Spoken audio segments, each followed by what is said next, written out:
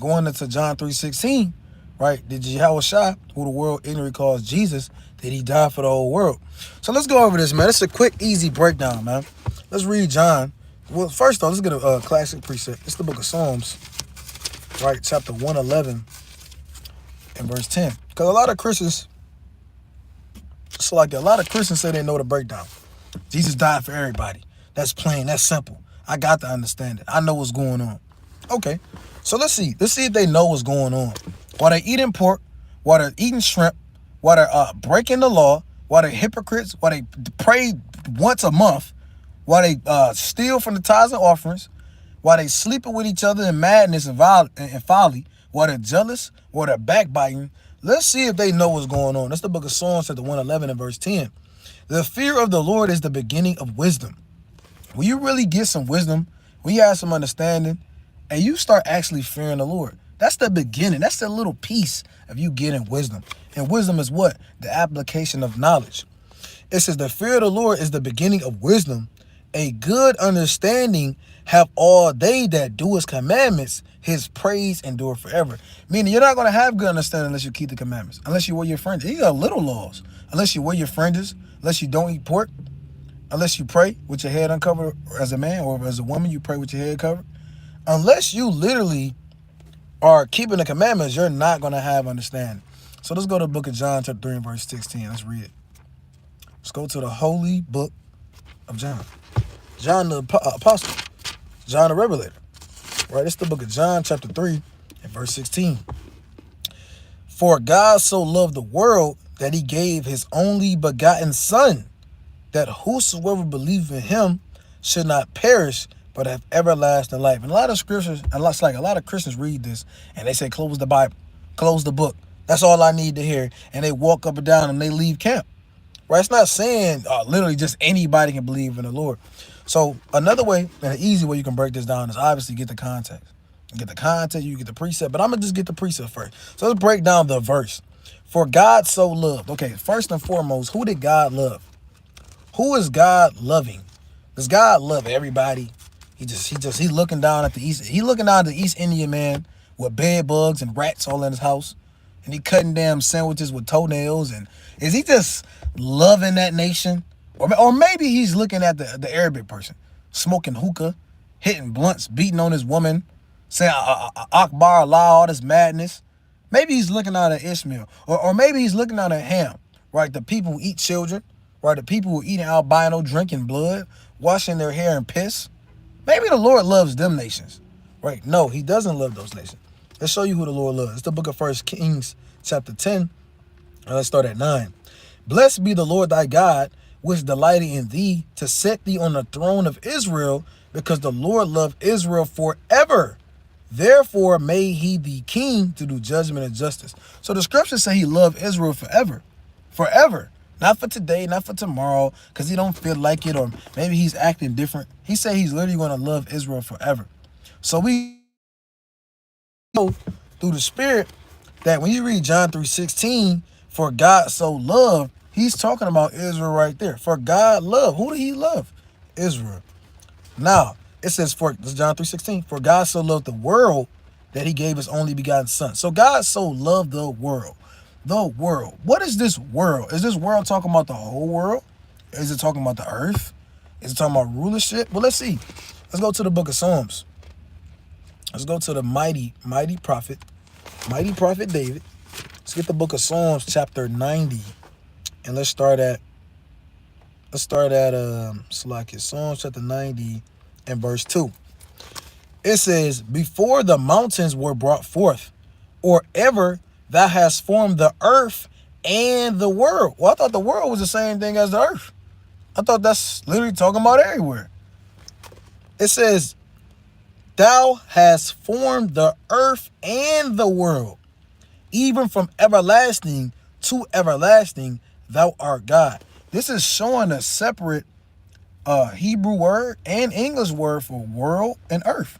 The earth and the world is two different things.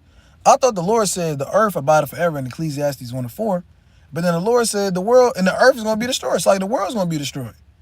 So that is showing that the world and the earth is two different things. Now, let's see what the world means. Let's go to the Holy Book of Luke, or the Holy Book of Luke. Classic, and these are classic precepts, man. This is the Holy Book of Luke, chapter 2. And let's start at verse 1. It's the book of Luke, chapter 2, and verse 1. And it came to pass in those days that there went out a decree from Caesar Augustus. Who was Caesar Augustus? A Roman ruler, a Roman emperor. It says that all the world should be taxed. When did the whole world get taxed? That would be in history. That would be known as, oh, Caesar Augustus, the mighty man. You know, Esau loved a white man. Oh, Caesar Augustus, the mighty man who conquered the whole earth and made them pay tribute. The whole earth didn't pay tribute. So this is talking about literally just the world of what? The empire and rulership and community of Rome. So that's the world right here. So this world, that's the same Greek word for the world in John 3:16, is the same thing. And what does that mean? Talking about a body or a government of people. What world is that in John 3:16? Again, classic breakdown, easy breakdown. It's the book of Isaiah, chapter 45, and verse 17. The classic. Isaiah 45 and 17. But Israel shall be saved in the Lord with an everlasting salvation. Ye shall not be ashamed nor confounded, world without end. So Israel is that world in John 3:16. That governing body, that people, that community is Israel. So let's go back to John 3:16. So that world is talking about Israel. God so loved Israel. So this is the book of John chapter 3 and verse 16. It says, for God so loved the world, for God so loved Israel, the whole empire, the whole community of Israel, that he gave his only begotten son. Who did the Lord give Christ to? I mean, do we really have to deal with this, man? This is simple. It's the book of Matthew. Right, this is the book of Matthew, chapter 15 and verse 24. I'm going to get another one. It's the book of Matthew, chapter 15 and verse 24. Matthew 15 and verse 24. And it reads, but he answered and said, I am not sent, but unto the lost sheep of the house of Israel. So Christ was only sent to the lost sheep of the house of Israel. If he was sent to the house of Israel, then that only begotten son who was sent forth was for who? For Israel again. There's no way getting around this. It's the book of John 3:16 again. For God so loved the world. Who is God the God of? Israel. Joel 2 and 27. Isaiah, a multitude of precepts. Luke 1 and 68. With that being said, for God, the God of Israel, so loved, he loved Israel, the world, which is Israel, that he gave his only begotten son, who was sent to Israel, that whosoever believe of him should not perish, but have everlasting life. Who is going to get everlasting life? What is everlasting life about? Let's get the book of Revelations. Or let's get the book of Revelations. Who's going to get everlasting life? Because everlasting life is what? It comes with the kingdom. Who is the kingdom for? This is the book of Revelations, chapter 21, verse 12.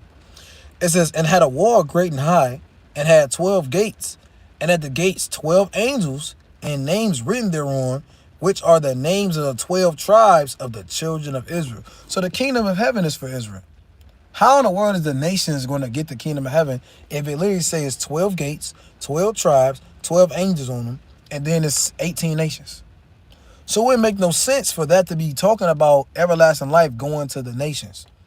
Did the Lord say, again, another cut. It's the book of Revelations, chapter 2.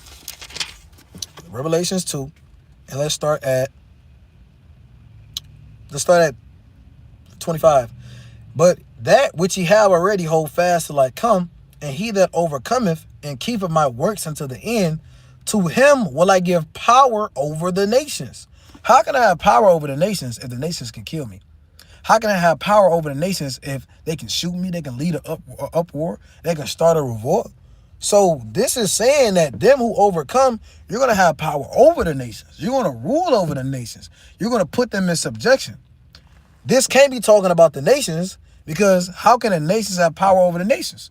Then the Lord saying in Proverbs 11 and 1, a false balance is unjust, right? And and the Lord doesn't delight in it, greatly paraphrasing. So the Lord is not dealing with unjust balances. He's not dealing with Edomites over Edomites and they beating each other. And that's not what's going on. Israel is going to be over the nations. So this is talking about Israel. It says, and he shall rule them with a rod of iron, right? Meaning it's fierce. And the vessels, it's like as the vessels of a potter shall they be broken to shivers, even as I received of my Father, and I will give him the morning star. When you read Revelations, I got to get it. Let's get Revelations. What is the morning star? It's the book of Revelations chapter, let's get 19 and, so like, yeah, Revelations, I want to grab Revelations 19. And it should be in here, but I might have forgot it for lack of time. But it said Yahweh Shai is the offspring. Right? And it might be Revelations 22. Slack, that's not it. But nevertheless, Yahweh Shai is that morning star. Yahweh Shai is that spirit. He's that star, which is representing wisdom. So let's go back to John chapter 3. It's the book of John chapter 3 and verse 16. It says, for God so loved the world that he gave him his only begotten Son, that whosoever believeth in him should not perish but have everlasting life. So again, that's not talking about to the nations. Now, another way to cut it is reading the context, John 3 and 12. If I have told you earthly things and ye believe not, how shall you believe if I tell you of heavenly things? It says, and no man have ascended up to heaven, but he that came down from heaven, even the Son of Man which is in heaven.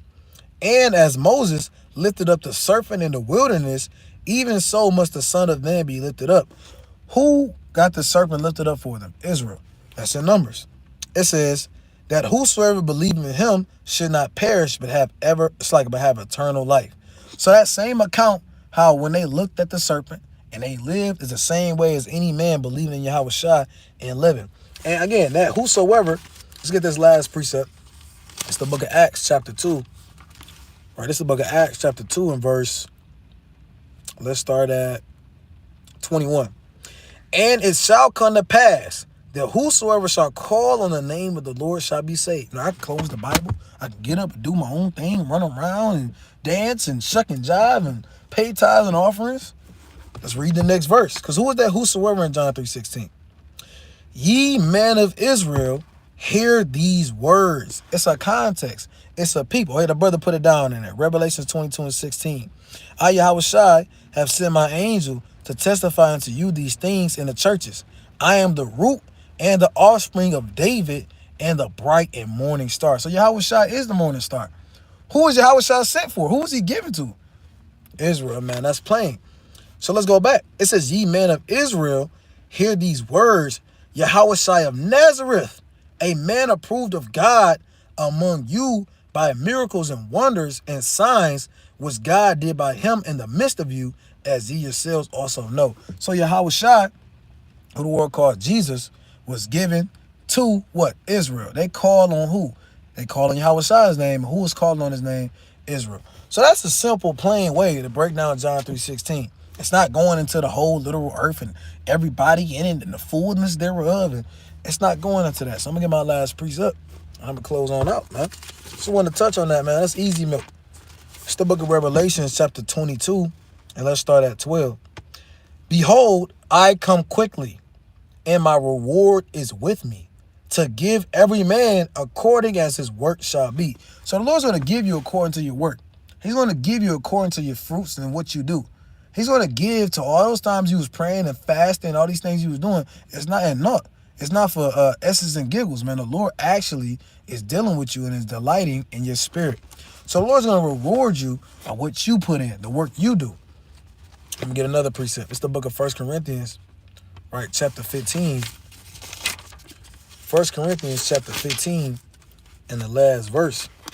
And it reads, therefore, my beloved brethren, be ye steadfast, unmovable, always abounding in the work of the Lord, for as much as ye know that your labor is not in vain. So your labor is not in vain, man. All the videos you do, all the lessons, all the breakdowns, all the counsels, all the advice, right? All the fasts, all the prayers, all the charity, all of that is being accounted for, right? So Lord willing, Israel can get saved. Shalom to the 12 tribes. Shalom to the mighty men. Shalom to the sisters. Shalom to the elect. Shalom to every Israelite who's trying to sincerely follow the Lord.